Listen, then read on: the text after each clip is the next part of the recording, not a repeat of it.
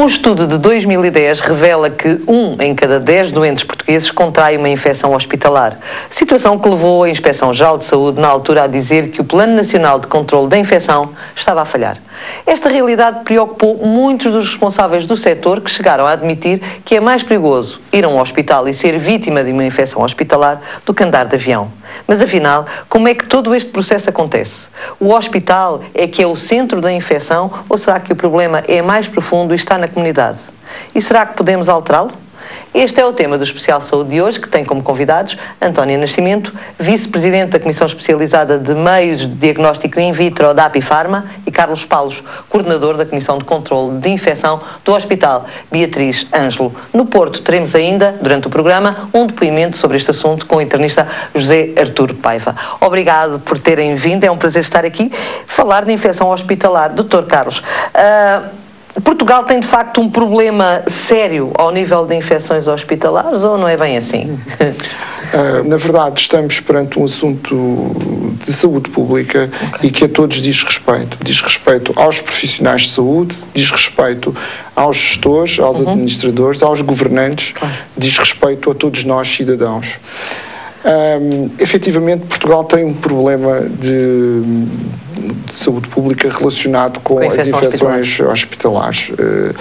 É um problema que diz respeito a todos os países do mundo, incluindo os países mais desenvolvidos, e que tem muito a ver com, essencialmente, o problema da antibioterapia, da administração dos antibióticos, o seu uso indevido, excessivo, e tem a ver também com as boas práticas a nível dos hospitais. Boas práticas em termos de higienização das mãos, boas práticas em termos de rastreios e contenção e isolamento, portanto, de doentes que se sabe possam estar ou estão efetivamente portadores de determinadas bactérias.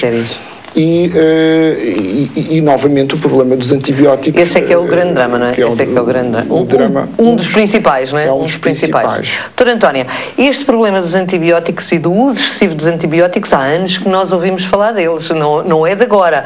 É o problema do antibiótico que se toma em casa, que as pessoas levam para casa e que muitas vezes usam da vizinha, ou não? O problema é outro e é aquele que é dado no hospital e em meio hospitalar? É um pouco de cada um, se assim se pode dizer.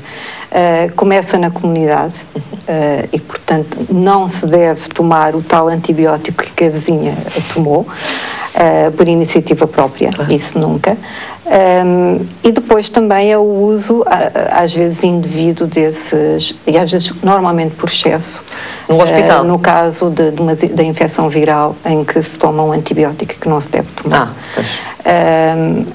E, portanto, isto ainda na comunidade e também nos hospitais, porque deve haver uma política de antibióticos em cada um dos hospitais para evitar que haja a administração de um antibiótico que não está correto. Havido, doutora, não tem havido, temos falhado a esse nível de facto no hospital, agora estou a falar concretamente no hospital. Temos falhado? É importante que não se dê um antibiótico de largo espectro. Portanto, um antibiótico que pode ser muito forte, potente, etc. como se costuma dizer, mas mais dirigido para a bactéria que se está a combater, precisamente para não criar essas multiresistências que já existem. O que é que acontece então? Quando se toma um antibiótico, a ideia das pessoas será, então, mas se o antibiótico é mais forte, vai atuar mais rápido e, portanto, é melhor. Não é bem assim, não é? Pois, a questão, como a doutora Antónia referiu, começa com o primeiro problema, que é estamos perante uma infecção que deve ser tratada com um antibiótico ou não. Como sabemos, vem a época da gripe, das constipações, e as gripes e as constipações não são causadas por bactérias, são causadas por vírus.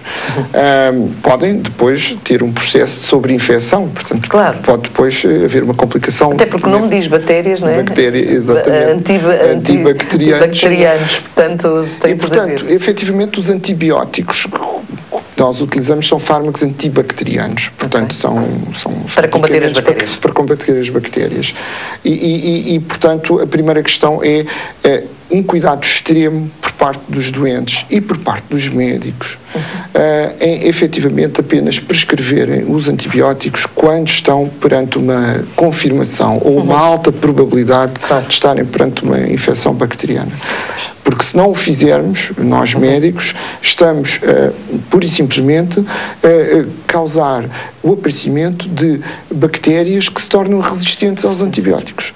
E o que a história tem mostrado ao longo dos anos é que com a introdução do primeiro antibiótico, que foi a penicilina, e que foi descoberta por acaso por Fleming em 1928, desde então o que nós sabemos é que mais ou menos 10 anos após a introdução de um novo antibiótico em comercialização, e a penicilina foi comercializada em 1940, portanto, mais ou menos 10 anos, como eu dizia, surgem as primeiras resistências sérias, os primeiros surtos. O que é que isso significa, ser resistente a antibióticos? Onde vocês, a doutora quer explicar, o que é que significa ser resistente? Ser resistente é uma característica que normalmente a bactéria adquire, porque no seu estado natural não teria resistências aos antibióticos, mas em presença dele, ao longo de gerações, e como é muito rápido esse crescimento, vai adquirir a resistência ao antibiótico e esse antibiótico não vai ser eficaz no combate à infecção. Ok, até aí penso que já explicámos direitinho. Agora, o que é que isso tem a ver com uma infecção hospitalar? Isto agora que é mais difícil, se calhar, de explicar no teu caso. Como é que se dá o processo? Eu sou resistente a antibióticos, eu sou resistente porque já tomei muitos, digamos assim, vou pessoalizar a ver se é mais fácil. Eu já tomei muitos antibióticos e, portanto, agora tenho um problema de saúde e vou para o hospital. Em que é que isto vai influenciar numa infecção hospitalar? Nós temos aqui que esclarecer aqui, neste momento, algumas questões. Sim.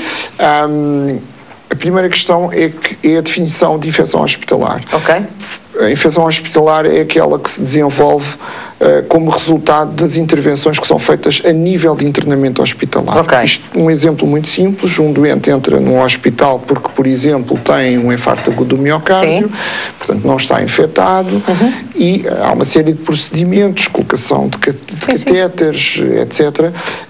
E após 48 horas, o doente adquire uma infecção associada à permanência no hospital. Bom, esta infecção, por definição, é uma infecção hospitalar. Porquê é que esta infecção é diferente da infecção da comunidade? Ou seja, quando o doente vinha da rua? Porque quando nós chegamos a um hospital, a nossa pele é recolonizada, é repovoada por bactérias que existem nesse hospital. Este processo demora mais ou menos 48 horas a 72 horas. Os tais. Um paralelo interessante para que as pessoas compreendam: quando um bebê nasce, o bebê não tem bactérias. Vamos admitir que até era uma cesariana e que, portanto, o bebê é extraído diretamente da barriga da mãe. Não tem bactérias, mas 48 horas depois o bebê está com as bactérias da mãe e do sítio onde está. Portanto, este conceito é um conceito importante, o conceito de infecção hospitalar. Porque leva-nos à outra questão, então o que é que há de diferente nas bactérias do hospital em relação às bactérias da comunidade? É que as bactérias do hospital já foram selecionadas, porque nos hospitais se usam muitos antibióticos para tratar muitas infecções. O que não quer dizer que as bactérias menos boas, menos simpáticas, que nós chamamos resistentes, ou micro-organismos alerta, ou micro-organismos epidemiologicamente significativos. Sim, tem uma data de nomes que ninguém percebe, ou superbugs, como dizem os ingleses, que não existam na comunidade. Também existem. Elas existem na comunidade. E existem na comunidade porque na comunidade também se dão antibióticos. E um exemplo muito simples é o das infecções urinárias nas senhoras jovens. Por exemplo, que se trata corretamente com uma única toma de um antibiótico muito simples e que muitas vezes por prescrição médica, são tratadas durante 7 a 10 dias com antibióticos que causam o aparecimento de novas estirpes bacterianas resistentes, nomeadamente o colibacilo, que todas as pessoas conhecem, e nós hoje temos um problema inofensivo e que não é inofensivo. A nível europeu de bactérias, de Escherichia coli, de colibacilos, que se tornaram resistentes aos antibióticos que normalmente são usados para tratar as infecções urinárias. Este é o cenário que nós temos quando entramos no hospital. Podemos ser povoados por estes bichinhos e a coisa pode se tornar mais grave. Aliás, o diretor regional de saúde, o Dr. Francisco Jorge, foi ele o autor daquela célebre frase que disse: é mais fácil apanhar uma infecção hospitalar num hospital do que, de facto, morrer durante uma viagem de avião e o avião cair. É complicado, não é, doutora? Como é que nós podemos alterar esta situação? Ou seja, há aqui alguma fórmula de dar a volta a isto? Claro que há, e aliás isso já se vê a nível de outros países da Europa. Como o doutor disse, claro que isto não é um problema único só em Portugal, claro que a implementação de políticas adaptadas e um controle de infecção, um programa de controle de infecção correto, poderá baixar. Portanto, primeiro, diminuir a toma de antibióticos, se calhar, isso, a nível de diminuir a taxa de bactérias multiresistentes, não é? Que pode ser tanto na comunidade como a nível hospitalar. E aí o diagnóstico também é importante, porque se poderá fazer eventualmente um antibiograma para há uma análise orientar o clínico na prescrição do antibiótico. Depois é realmente o rastreio, também já falámos aqui. E porque é que é importante este rastreio? Como é que se faz à entrada do hospital? Como é que se faz esse rastreio? O rastreio, o objetivo é de identificar ou detectar as pessoas ou o doente que entra no hospital e que já traz uma infecção ou que está colonizado, portanto que transporta a infecção sem ter a doença, não é? Pode lá estar dentro, de facto. Exatamente. E portanto aí é detectar a entrada do hospital. Através de uma simples análise laboratorial? Sim, pode-se fazer através de análises laboratoriais. Não é análise de sangue, poderá ser também, há várias técnicas. Sim, Claro que, vamos ver, não estamos numa situação em que dizemos agora vamos rastrear todos os doentes que entram no hospital, não é? Quais? Em que áreas, em que setores, digamos? Portanto, há alguns que interessa, portanto, sobretudo aqueles que vão para alguns serviços mais problemáticos, como é o caso das unidades de cuidados intensivos, na neonatologia, cirurgia, e há várias formas também de fazer essa triagem, que acho que o doutor até pode explicar o que se passa no Hospital Beatriz Ângelo, porque é muito interessante a forma como se podem detectar grupos de risco, se assim se pode dizer, de pessoas que estão a entrar no hospital. Ainda bem que deixou essa dica. Vamos retomá-la dentro em breve. Agora vamos ouvir uma pessoa que vocês conhecem muito bem, o professor José Artur Paiva está no Porto, não pôde estar presente connosco aqui, ele tem estado muito ligado a todo este processo das infecções hospitalares, sendo também responsável por esta área na Direção-Geral de Saúde. Ele está no Porto e concedemos uma entrevistazinha que vamos passá-la agora. Do Porto, José Artur Paiva, connosco. Portugal é um dos países da Europa em que tem uma elevada taxa de infecção hospitalar e é um dos países da Europa em que a utilização de antibióticos pode ser melhorada. É muito importante pensarmos que há dois fenómenos que estão ligados. Um é através de uma má utilização de antibióticos, ou quando utilizamos erradamente um antibiótico, podemos selecionar, fazer emergir estirpes de bactérias que são resistentes ao antibiótico. E quanto mais essas bactérias existirem, mais vai ser possível transmiti-las de doente a doente. Mensagem para o cidadão: não se automedique com antibióticos, não tome aquele que fez bem ao vizinho, não tome aquele que tem no armário da casa de banho. Para tomar um antibiótico precisa mesmo de uma observação e de um conselho médico. Primeira mensagem muito importante. A segunda mensagem muito importante, e que não é paradoxal com esta, é que nós, no entanto, acreditamos que é importante educar o cidadão, como disse. Isto é, Hoje em dia, o paradigma, a forma como se faz uma consulta médica já não é o médico que diz como se faz e o doente que aceita aquilo que vai fazer. Já não é um paradigma paternalista. Hoje em dia há uma diálise e uma comunicação muito grande entre médico e doente. Há uma partilha de opiniões muito maior, em que claramente é o médico que deve decidir finalmente e aconselhar o que é melhor para a saúde, mas o doente é parte importante do processo de decisão. E nós sabemos que o utente tem muito uma postura ainda, o doente tem muito uma postura de perguntar ao doutor, mas à cautelinha não será melhor eu levar um medicamento para tomar? À cautelinha não será melhor eu tomar o antibiótico? Se fizermos perceber ao cidadão os riscos que eu falei há pouco do que é tomar um antibiótico, os riscos que tem para ele, para os seus e para o seu concidadão a toma do antibiótico em termos de aparecimento de mais resistências dos micróbios, nós podemos fazer com que o utente deixe de perguntar se à cautelinha não será preferível tomar um antibiótico, que deixe de exercer essa pressão, nem que seja subliminar, sobre o médico e que passe a perguntar ao seu doutor, mas é mesmo preciso eu tomar um antibiótico? Foi o professor José Arturo Paiva, do Hospital de São João, hoje no Especial Saúde. Como já percebeu, estamos a falar de infecções hospitalares. Problema nacional que urge solucionar. Voltamos à conversa com os nossos convidados, Dr. António Nascimento e o Dr. Carlos Paulo. Dr. Carlos Paulo, tínhamos ficado então de ver concretamente e no terreno o que é que se pode fazer na questão do rastreio às infecções hospitalares, à entrada do hospital. Há uma experiência, não é, do Hospital Beatriz Ângelo, que é o seu.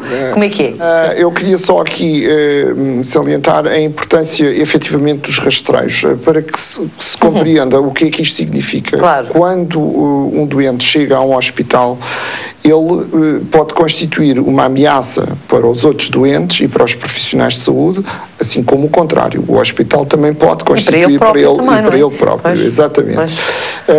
Ora bem, os rastreios são métodos muito simples, tão simples e rápidos quanto possível, que permitem, de uma forma não invasiva, portanto, não há colheita de sangue. O que se faz normalmente são umas zaragatoas, portanto, como se faz às crianças para ver se tem lá os estafilococos, e aqui, no caso, há vários métodos, portanto, com zaragatoas nasais, portanto, pode-se fazer a nível axilar ou a nível perianal.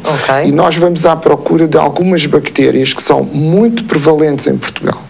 E uma delas, eu vou dizer alguns nomes. Diga os nomes. O Staphylococcus aureus meticilino resistente, que é conhecido por MRSA na sigla anglo-saxónica. Também temos o Enterococcus resistente à vancomicina, conhecido por VRE. Temos também o Acinetobacter baumannii, que é uma outra bactéria que vocês sabem. frequentemente colonizante. Qual é o problema dos doentes que estão a entrar no hospital serem portadores desta bactéria? É que, se não os identificarmos, nós, profissionais de saúde, vocês, as visitas, vamos todos disseminar as bactérias do doente para o ambiente e para os outros doentes. Aquilo que se chama a transmissão por contacto. E este aspecto é um aspecto extremamente importante. E, portanto, estamos a contribuir, se não detectarmos estas situações, para o aparecimento daquilo que nós chamamos surtos. Portanto, que são casos, um número muito elevado de casos num período de tempo muito restrito. Curto, não é? Ora bem, os rastreios, então, podem ser aplicados, como neste momento o Serviço Nacional de Saúde está a fazer, que são rastreios cegos, isto é, todas as pessoas que são admitidas no Serviço Nacional de Saúde para internamento fazem, portanto, esta tal zaragatua nasal. Com isto e com as outras medidas de controle, a Inglaterra conseguiu sair do grupo dos PIGS, também em controle de infecção. Nós estamos também, Portugal, Italy, Ireland, Greece and Spain, não é só na economia. Pois não. Eles efetivamente saíram deste grupo e Portugal neste momento... Está a resultar, é isso? Está a resultar e Portugal efetivamente mantém-se neste momento como líder europeu desta bactéria. Portanto, os rastreios, efetivamente, ao permitirem isto, permitem também que os doentes, portanto, sejam detectados e sejam, digamos, colocados em procedimentos especiais, ou seja, o uso de luvas e o uso de avental ou batas, quando se supõe... Nos doentes? Nos profissionais que lidam com os doentes e nas visitas que contactam com os doentes. E com isto nós conseguimos saber... São coisas simples, no fundo, são coisas simples. São coisas complicadas. Que supostamente têm custos acrescidos, têm, porque usamos luvas e usamos aventais e batas, mas por cada infecção hospitalar que nós prevenimos, nós estamos a poupar imenso dinheiro. Pois, e a propósito das coisas simples, depois podemos, e eu quero ir aos números também e aos gastos que isto acarreta, mas eu lembro-me de coisas muito simples, como por exemplo o professor Correia de Campos, há uns anos atrás, ter alertado os profissionais de saúde para a necessidade de lavarem as mãos antes de tocarem no doente ou antes de uma intervenção, uma coisa que na altura até foi motivo de gozo, entre aspas, não é preciso dizer isso, que a gente já sabe, mas muitas vezes esta prática vai-se esquecendo, portanto o profissional de saúde também é aqui um elemento importante nesta transmissão, não é? Portanto, temos de ter aqui algum cuidado. Números. Este rastreio é caro ou não é caro, doutora Antónia? Ou seja, se nós chegarmos ao Ministério da Saúde e dizer assim, nós temos aqui um projeto para rastrear estes doentes que entram nestas áreas na unidade de cuidados intensivos, na cirurgia, etc. E isto vai trazer muitos ganhos em saúde daqui a 5 anos ou 6 anos. Isto chega para convencermos o Sr. Ministro e quem lá está, nos lugares paralelos, ou nem por isso, e vão-nos dizer isso custa muito dinheiro e estamos em crise e não temos dinheiro para isto. Eu sei que a pergunta não é fácil. Eu penso que se for feito um estudo, porque há muitos estudos a nível internacional, nomeadamente em Inglaterra e nos Estados Unidos, que demonstram que há ganhos substanciais utilizando o rastreio, utilizando depois as políticas de diminuição, portanto, a nível do controle de infecção. Se realmente fosse... E em Portugal também há alguns estudos em que mostram que realmente que um rastreio pode levar, e depois, claro, todas as outras, como falou aqui, dos procedimentos a seguir dentro do hospital, podem levar a uma diminuição de cerca de 70%, neste caso concreto de um estudo que foi feito, de 74% de diminuição da taxa de MRSA, portanto os estafilococos muito resistentes a nível daquele hospital. Ganhos em saúde, portanto, são ganhos em saúde. Claro. Porquê? Porque, e segundo o relatório final que o grupo técnico para a reforma hospitalar publicou, acho que foi em novembro de 2011. Em 2011, sim. Em que eles fizeram, com alguns pressupostos que foram buscar estudos já efetuados, ou com dados da ACSS, mesmo a nível do custo do doente tratado, eles chegaram à conclusão que um doente que, portanto, adquira uma infecção hospitalar vai ficar cerca de 3 a 4 vezes mais tempo no hospital. Portanto, aumenta muito os custos de hospitalização. O tratamento vai ficar praticamente no triplo do custo que se não tivesse essa infecção hospitalar. E, portanto, apanhando tudo isto, estimaram que a infecção hospitalar em Portugal tem um custo aproximado de 500 milhões de euros. É muito dinheiro. Que é muito dinheiro. Não é? Claro que não é evitar os 500 milhões de euros, mas poder-se-á diminuir muito, não é? Acha que sim, Dr. Carlos Paulo? Acha que os nossos responsáveis estão conscientes desta realidade? O Diretor-Geral da Saúde está, pelo menos, não é? Quer dizer, tem chamado a atenção para isto. E, portanto, temos aqui caminho para andar? Eu penso que sim, há vontade. Muitas vezes acontece, eu não me vou cingir a este aspecto particular, é que há muitas vezes uma procura do cálculo imediato. Pois é isso. E a folha de cálculo imediata significa cortar em determinadas coisas, nomeadamente, vamos cortar nas luvas, vamos cortar nos aventais, vamos cortar nisto, vamos cortar naquilo, vamos cortar nas zaragatoas, etc. O resultado é que vai-se gastar mais. Vai-se gastar mais porque por cada infecção, sobretudo as infecções associadas, portanto, às chamadas bacteriémias, portanto, em que há bactérias em circulação, ou as infecções urinárias, ou as infecções ligadas à cirurgia, ou outras infecções hospitalares, cada uma delas tem custos extremamente altos e cada uma paga, portanto, daria para pagar muitos consumíveis. Eu queria só dizer, em relação à questão dos rastreios, que enquanto o Serviço Nacional de Saúde inglês aplica o rastreio a todos, e isso traz custos imensos, nós podemos efetivamente filtrar no momento da admissão no hospital, e não apenas em unidades de cuidados intensivos, nós podemos filtrar. Por exemplo, portanto, no nosso caso, quer o Hospital Beatriz Ângelo, quer o Hospital da Luz, porque a estrutura também exatamente desenvolvia este sistema.